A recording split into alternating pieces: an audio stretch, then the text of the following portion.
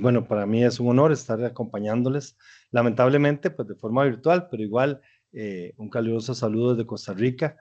Espero que la siguiente ponencia sea eh, del agrado y del interés de todas y todos. Hoy les vengo a hablar sobre la Oficina de Atención y Protección a la Víctima del Delito. Nuestra oficina es parte del Poder Judicial y en particular está adscrita al Ministerio Público. Esta oficina nace como una iniciativa loable por parte del Poder Judicial y particularmente del Ministerio Público, y me permito hacer esta breve reseña sin afán de cansarles, con la finalidad de que entiendan la evolución que desde la visión o desde el análisis de la victimología ha tenido la misma en procura y resguardo de los intereses, derechos y en particular de la participación de la víctima en el proceso penal y algunos otros intervinientes. Esta oficina emerge como una oficina que en lo particular orientaba a las personas que participaban en los procesos penales, sí. Posterior a ello y vista el éxito de la misma, pues se crea toda una normativa que en particular deriva en una función que hoy es, considero, y lo digo como modestia, esencial en el proceso penal costarricense. Es gracias al derrotero de algunos grandes líderes de quienes hago eco el día de hoy con mi presencia como fiscal adjunto de esta oficina y que permite, por lo menos desde nuestro proceso penal costarricense, dar algún tipo de apoyo en algunas líneas que hoy les voy a explicar. Importante mencionarles que la oficina tiene una ley que le ampara en la creación ya particular de sus funciones, que es la ley 8720, que crea particularmente ya con un andamiaje estructuralmente jurídico a nuestro despacho, y el objetivo es proteger los derechos de las víctimas, testigos y otros sujetos intervinientes en el proceso penal, así como regular las medidas de protección extraprocesal y su procedimiento. Muy particular el que no solo se contempla la víctima, el testigo como alguien que colateralmente podría ser también una víctima indirecta, ¿verdad? O la misma víctima, y otros sujetos intervinientes. Aquí se incluye particularmente hasta en el concepto amplio que nos permite la legislación, funcionarios judiciales que participan en los procesos, jueces, fiscales, defensores, ¿por qué no? Y en algunas ocasiones, dependiendo de su intervención, hasta imputados, siendo nuestra oficina, pues, una de las que tiene la gama más amplia, por lo menos en el espectro de protección y de atención para los usuarios del proceso penal. Y en particular, se nos encomendó el regular las medidas de protección extra proceso. No ocupamos de una autorización jurisdiccional, sí de la participación de las personas en un proceso penal en el ámbito judicial, y esto es relevante porque entonces nos da flexibilidad en el momento de cómo darle no solo la atención o guía a un usuario en los programas que tenemos, sino también el resguardo necesario sin la intervención de la fiscalía o de la autoridad jurisdiccional, llámense los jueces, que de alguna manera tengan que documentar en el proceso y hacer de conocimiento de las partes intervinientes el cómo estamos dándole la protección. Me parece que es de los puntos más altos de la creación de, no solo de la ley, sino de la creación de los programas. Nosotros actualmente tenemos presencia en todo el país. Costa Rica, bueno, es un país muy pequeño, sin embargo, con la finalidad de dar versatilidad a nuestro trabajo, se ha procurado que en algunos puntos estratégicos del país exista una oficina con equipos interdisciplinarios, que ahorita les voy a explicar cómo es que funcionan los programas de esta, pero tratamos de tener presencia en todo el país con la finalidad de dar eh, versatilidad en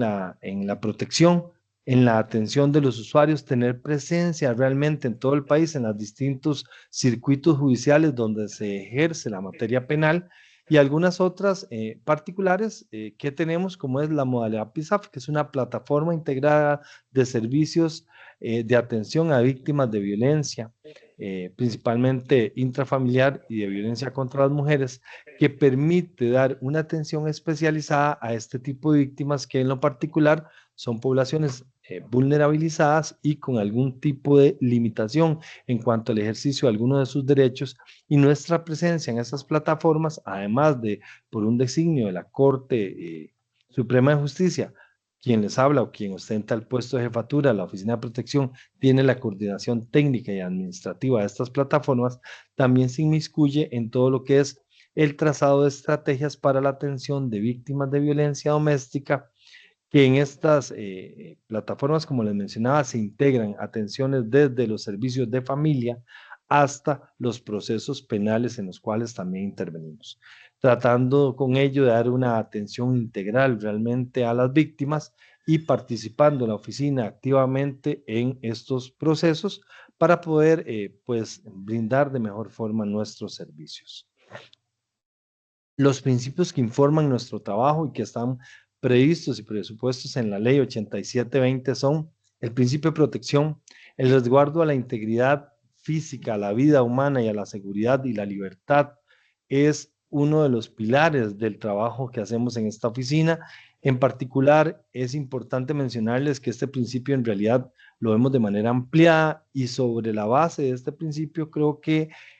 reposa mucho de la operatividad que hace la oficina con las víctimas. Tratamos de tener por delante el principio de protección, y ante la duda de cualquier circunstancia va a privar en los equipos, en el análisis de las situaciones que se someten a conocimiento de la oficina, pues este principio sobre la la averiguación de la verdad real de los hechos en el proceso penal, y anteponemos la vida humana, la integridad y la seguridad de las personas, aún en con el sopeso de la intervención de las personas en el proceso penal. El principio de proporcionalidad y necesidad, que va muy de la mano con el anterior, y acá el tema es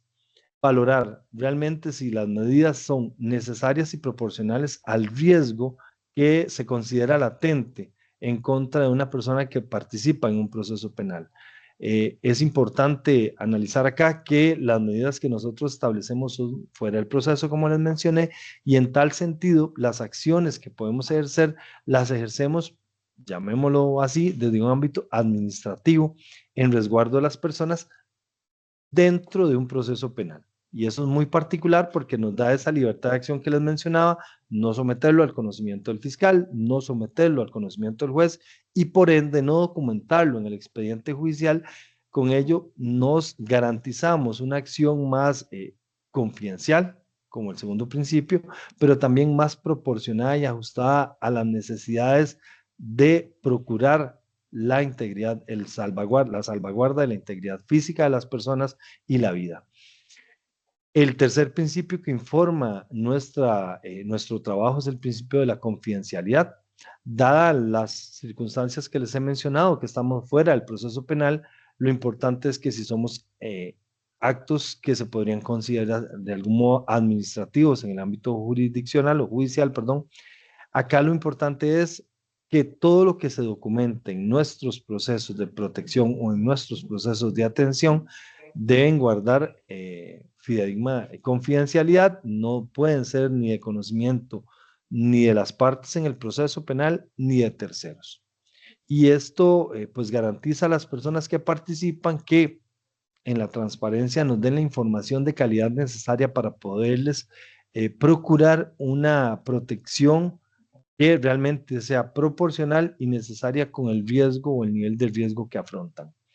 Acá es importante también el principio de confidencialidad, porque como les mencionaba, no solo son las víctimas quienes participan en, en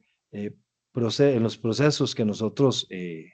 trabajamos y en los programas en los cuales la oficina tiene proyectados los dos modos de atención principales, sino también que participan hasta personas involucradas en delitos que podrían contarnos a mayor escala algunas circunstancias con la finalidad de que les demos el resguardo adecuado. Me parece que es también un aspecto esencial que permite la confiabilidad de las personas en momentos actuales donde la criminalidad en Costa Rica ha tenido un derrotero, un giro bastante particular hacia temáticas de narcotráfico, crimen organizado y estructuras semi-organizadas en algunos sectores del país, que la confidencialidad, que el resguardo de los tres principios en la operatividad de la oficina le garantice a la persona que no va a ser divulgada, que está en el programa, que no vamos a exponerla en algún proceso particular sobre la información que nos dio para su resguardo, permite también que las personas realmente confíen en lo que hacemos cuando se someten a nosotros. Y el cuarto principio que se adjuntó a nuestra labor es el de la justicia restaurativa, que es pilar esencial también en la operatividad de la oficina y que de la mano con muchas de las políticas que actualmente el Poder Judicial desempeña en procura de una justicia más de la mano o en poder del ciudadano, pues nosotros también nos implementamos en ello y parte de la integralidad de la atención debe ser en atención, perdón, a los principios restaurativos y que la víctima tenga una participación más activa en el proceso penal, y ahí también nosotros pues tratamos de poner nuestro granito de arena con la oficina restaurativa y muy particularmente con la activa participación de la Fiscalía de esta materia, que rige esta materia. Además de ello, perdón, nosotros tenemos, ahora sí, para entrar en materia de lo que hacemos, trabajamos sobre la base de dos programas. Un programa de protección que busca el resguardo de la integridad física de las personas en la participación de los procesos penales o la incidencia que los procesos hayan tenido en ellos, por ejemplo, las víctimas directas o colaterales de los delitos particulares. Y un programa de atención que procura particularmente también orientar a la víctima, que fue parte del espíritu de la fundación de la ley, pero orientarla ya no solo en aspectos legales o en la participación o cómo funciona el proceso penal, sino también en aspectos tan medulares como el cómo manejar las secuelas del delito que incidieron en su vida, en cómo manejar las secuelas del delito cuando inciden en aspectos económicos que de alguna forma desestabilizan a una persona cuando es víctima de un hecho punible. Y esto en particular tiene pues significativa importancia, por lo menos actualmente en Costa Rica, cuando, como les he mencionado, la incidencia criminal ha ido en aumento sobre delitos más graves y con mucho más peso en la actualidad. Nuestros programas son, y acá viene una ventaja para las víctimas y cualquier persona que pretenda ser eh, orientado o protegido en nuestros programas, voluntarios. Eso es importantísimo. La naturaleza de la protección o de la misma atención debe ser, pues, el primer elemento que nosotros consideramos esencial es que la persona desee realmente nuestra ayuda y desee participar de los programas. Porque, como les mencioné, las medidas que nosotros trabajamos son extraprocesales y en mucho va determinadas para que la persona se reintegre en sociedad, a que la voluntariedad de someterse a las mismas pues de éxito. Si una persona no desea someterse, en realidad no podríamos implementar medida alguna que garantice no solo su protección, sino su reinserción en sociedad, si es que fuese que el delito le afectó o su reubicación o restablecimiento. El segundo aspecto importante de nuestros programas es el aspecto gratuito. Nuestros programas son gratuitos y en particular es esencial porque la persona no tiene costo alguno por participar. Esto permite ampliar la gama de usuarios que nosotros tenemos y no solo ello, hace de verdad hacer que las víctimas y los intervinientes en el proceso tengan realmente garantizado el acceso a la justicia. Y digo acceso a la justicia porque los programas en sí van perfilados o enfocados a la participación activa de las personas en los procesos penales, en las investigaciones criminales, en los hechos delictivos que personalmente le afectaran, ya sea en su patrimonio o en su integridad, y que procuran justicia. Y conforme con esta ideología, pues nosotros somos parte esencial de ese engranaje que si bien no somos participantes activos en el proceso penal, y esa es una de las particularidades también de la oficina, pues estamos activos con la víctima. Y el tercer aspecto, que ya lo había informado, de los principios que marcan el derrotero de la ley 8720, es que toda participación es confidencial. Y remarcamos este aspecto de la confidencialidad porque, como les mencioné, consideramos que es uno de los elementos que también le dan a las personas la garantía y la confianza de seguir participando. Hay algunas personas que podrían haber estado una, dos, tres veces en el programa, dependiendo del delito o los delitos que hayan sufrido, las circunstancias sobre las cuales viven en el entorno social, o que por particularidades, por ejemplo, en un ciclo de violencia doméstica en el que diversos eventos hicieron la participación de la policía judicial o de la policía administrativa en documentar un hecho, y que de algún modo nosotros podemos tratar de ayudar en la atención de estas circunstancias. Los dos programas son realmente concurridos en el país. Nosotros el año pasado cerramos en el programa de protección con alrededor de 22,000 casos atendidos, y la dinámica en ambos programas es la participación de un trabajo interdisciplinario. Nosotros en la oficina estamos integrados por profesionales de diversas áreas eh, que trabajan en conjunto para analizar en el programa de atención riesgos de la persona, tanto en el hecho delictivo como en el proceso penal. Y en el programa de atención, pues, como les mencionaba, la orientación desde el área legal, desde el área social y desde el área psicológica. En la oficina, como les mencioné, tenemos el área de psicología, que trabajan en los procesos terapéuticos, intervienen en las crisis que las personas tienen en diversas fases del proceso o en el inicio de su participación, y les acompañamos también en las diversas audiencias o diligencias judiciales en procura de su estabilidad emocional, para que su ponencia ante el juez en un juicio, por ejemplo, o entre los jueces en un juicio, sea lo más equilibrada y que se logre la justicia que se procura, cuál es objeto de nuestro procedimiento penal. También tenemos el área de asesoría legal. Acá nosotros no participamos como querellantes o como actores civiles. Hay otra oficina del Ministerio Público que representa la defensa civil de las víctimas, que es presentar una acción civil, el reclamo pecuniario de algún delito, pero nosotros sí orientamos sobre el proceso penal específico. Brindamos asesorías en las diversas etapas del proceso penal, y yo le llamaría que estamos, digamos, siendo el intermediario, el traductor entre el fiscal en la fase de investigación, por ejemplo, y la persona víctima que no conoce el lenguaje jurídico. Nosotros estamos llamados y obligados a exponerle a la víctima y a los partícipes en el proceso penal qué está pasando, cómo está pasando, y el qué falta, por ejemplo, en una investigación penal, o qué sigue después de haberse acusado por parte del Ministerio Público y presentado ya todas las pruebas ante el juzgado, y las diversas fases que en el proceso penal costarricense existen.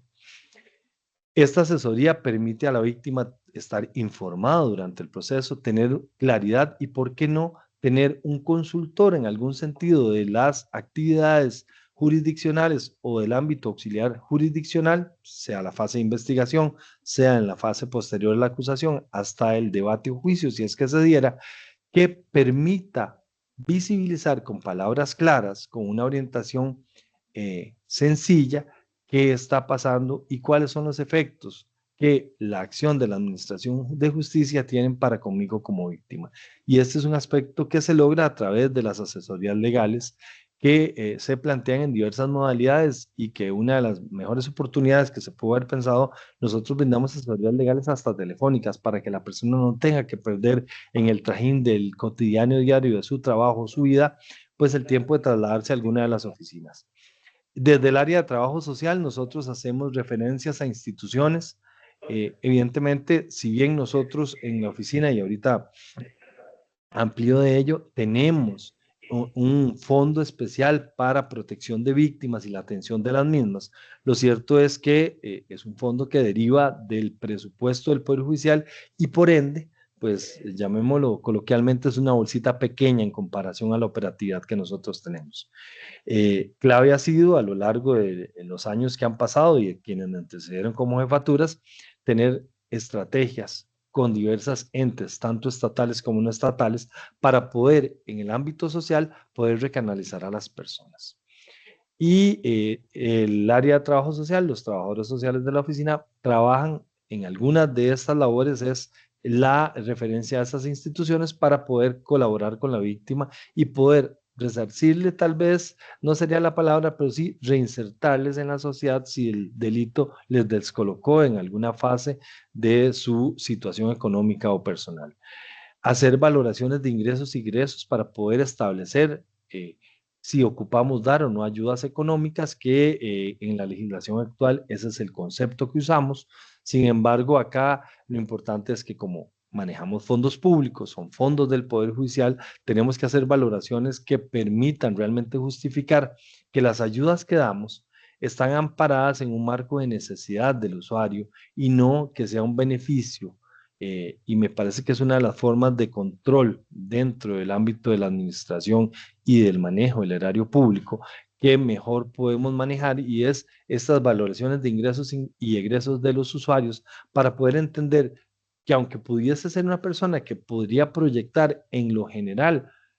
poder subsistir frente a un delito, podría tener una necesidad económica y nosotros poder justificar la ayuda que podamos dar.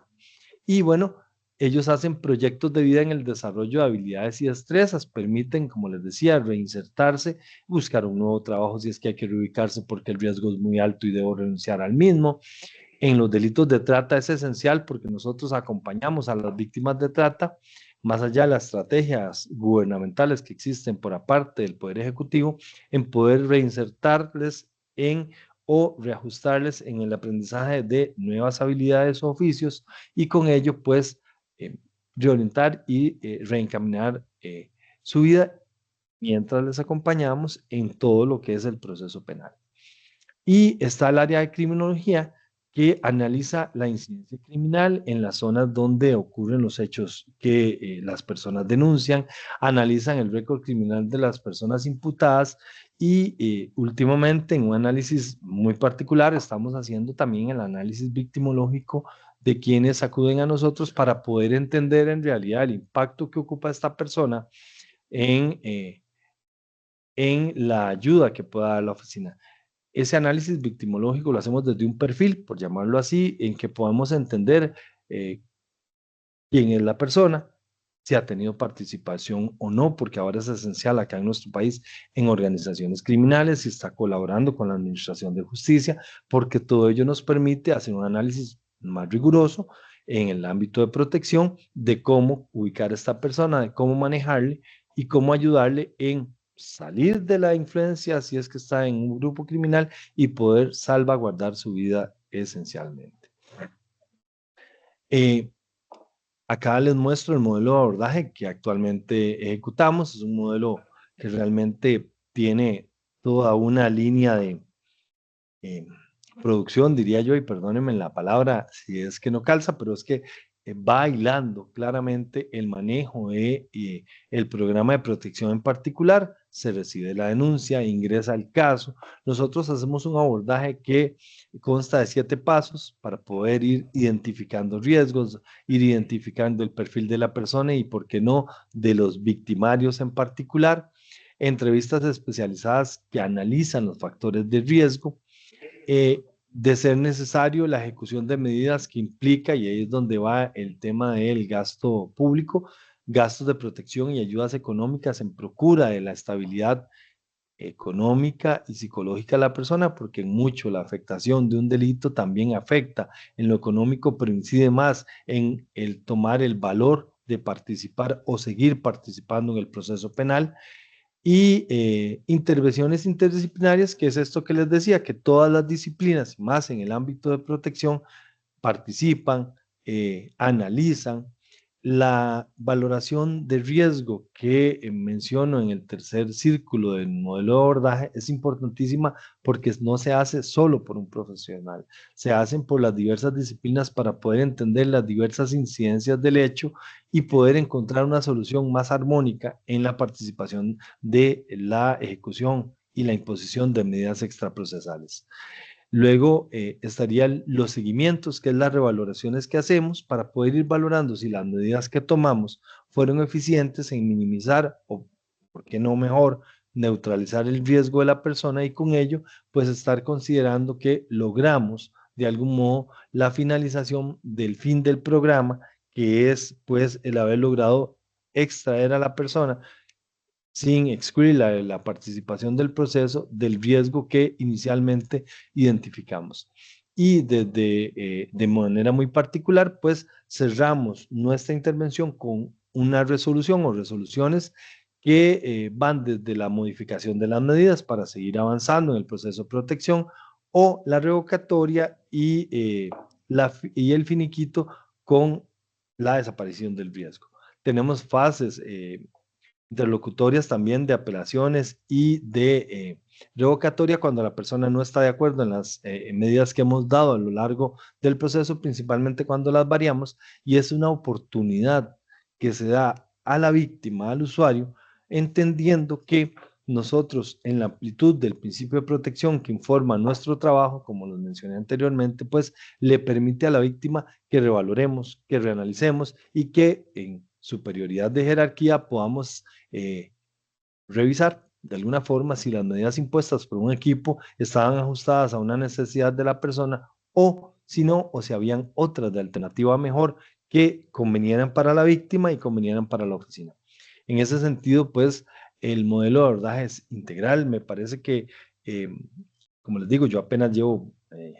2 años y resto en esta oficina y me parece que de las cosas